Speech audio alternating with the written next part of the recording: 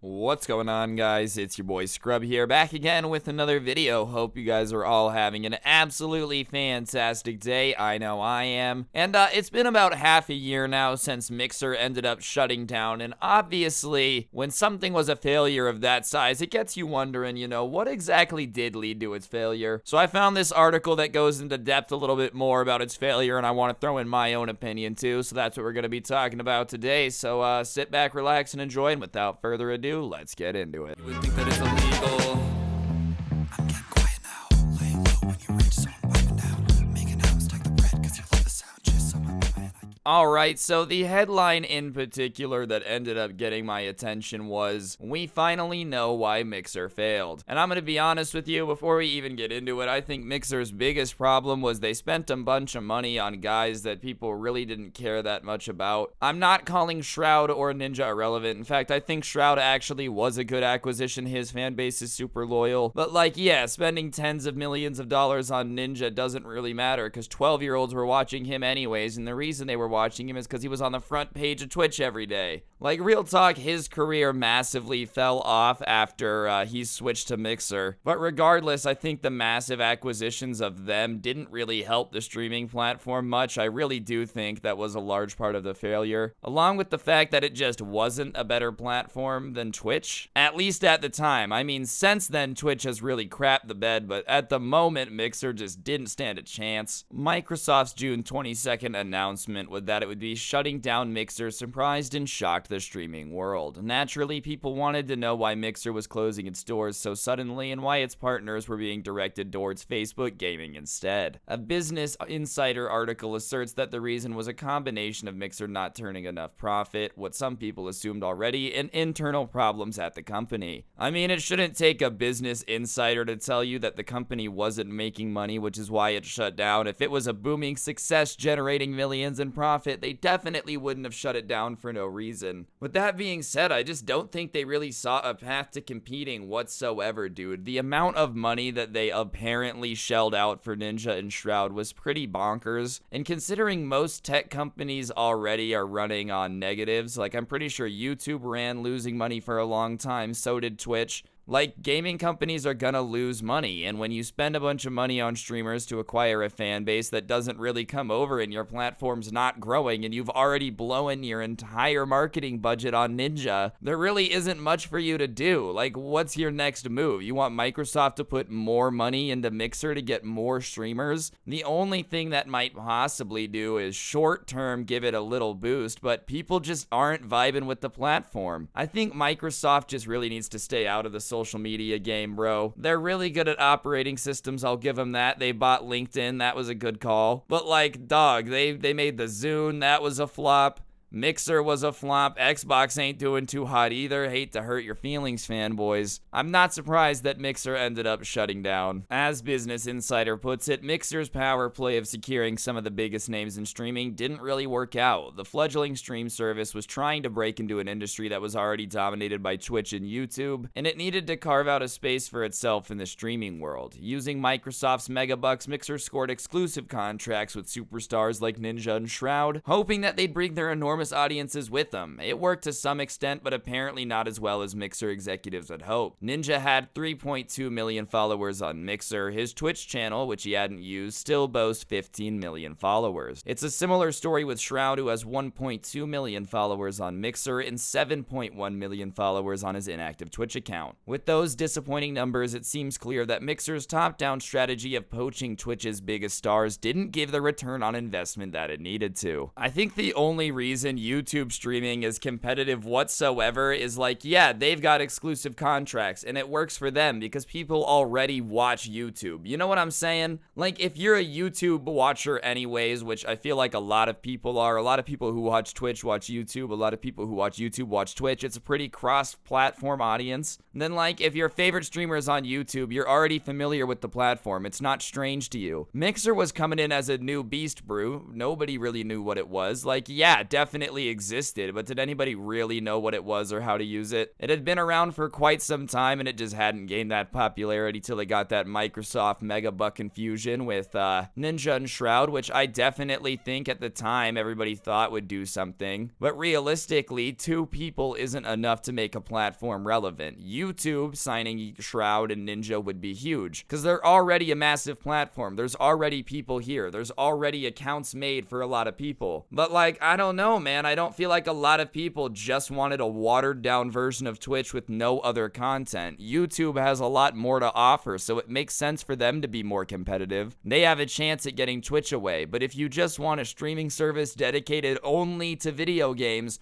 one of those already existed, and it was pretty okay at what it was doing. What I really don't understand is like how these projects get greenlit at Microsoft, because I feel like almost anybody could have said that, hey, isn't spending a lot of our budget on like 3 or 4 people a bad idea? And a lot of people would have said, yeah, it probably would have been better to like give away money to small streamers or do something like that, just because of the fact that it makes people feel like they have more of a chance to like be the next star on Mixer. So a lot of the smaller community would have come over, and when they came over, obviously they would have been talking to the big streamers about it. There would have been an effect. Like if everybody who wanted to be a small YouTuber went to Mixer at the same time and they could upload videos, I would have at least started posting my videos on Mixer. You know what I'm saying? Just so that way, like if the platform took off, I wasn't gonna lose any momentum. But at the same time, Mixer was irrelevant, bro. All these big streamers literally had no reason to switch over, except for the fact that like some of them got paid tens of millions of dollars to stream on there for a week or 2. The other thing the data seems to indicate is that Mixer had a much smaller user base than Twitch, and a couple of superstars weren't enough to let the much smaller platform compete on even footing. That might not have been fatal if Mixer had taken a different approach, for instance, as Game Theory's Matt Pat suggested, by using its money to support up-and-coming streamers and grow more organically. Unfortunately, Mixer's smaller audience may not have been enough to support the enormously expensive contracts that companies had with Ninja, Shroud, and others. In this case, it seems like Mixer shot for the moon and landed in the black hole. So yeah, I don't really disagree with anything that is said here. The only other thing that I think might have been a reasonable idea would have been to sign a bunch of up-and-coming streamers that have a bunch of momentum and are growing really quick, and sign like 80 of them instead of one Ninja. Because the other thing I don't think people really talk about when it comes to Ninja and Shroud is like,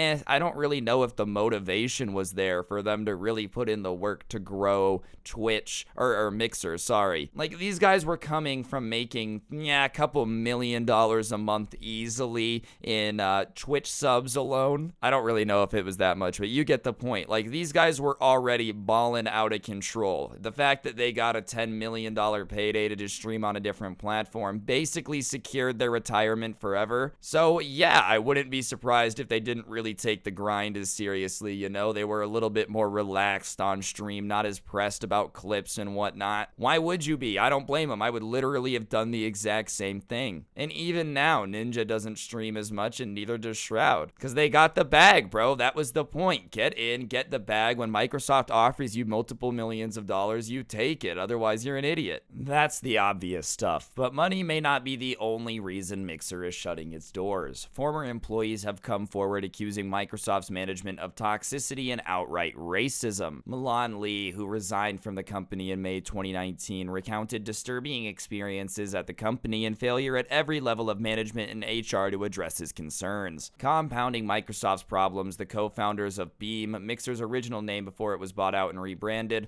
left the company late last year, along with some other high-level executives. Reports say that employee morale plummeted after they left and Microsoft's new management was brought in, and according to one former employee, budget cuts, layoffs had already cutted an already too small team, leaving those who remained overwhelmed and frustrated. So that definitely doesn't help, bro. People have to like where they work. I think people like Microsoft, you know, when you get to be a giant trillion-dollar corporation, you kind of forget that like having employees that want to help your company succeed is pretty important, especially when it's like a social media platform. And I'm sure working in a place that apparently was this toxic and has people leaving constantly, definitely did not help the situation on top of all the blown money. And before anyone's like, how do you know that the corporation was toxic? If there was a constant revolving door of like executives, that's how you know it was either a doomed project from the start or really toxic. I mean, think about it. High-level executives are getting paid a crap ton of money, and if they really believe in the project or like can put up with it because it's a fun team to work with, they don't quit. The fact that executives sound like at Mixer they were doing hot potato definitely seems like it was not a fun place to work at. Management didn't help matters. A brief YouTube video from inside one of Mixer's town hall meetings shows general manager addressing the employees. According to Omsfis, while tackling the concerns of the employee pool, he referred to their feedback as blah blah blah and summarized legitimate issues as negative feedback. He also mentioned in the town hall while she has empathy for the group, she no longer has tolerance for negativity or negative feedback,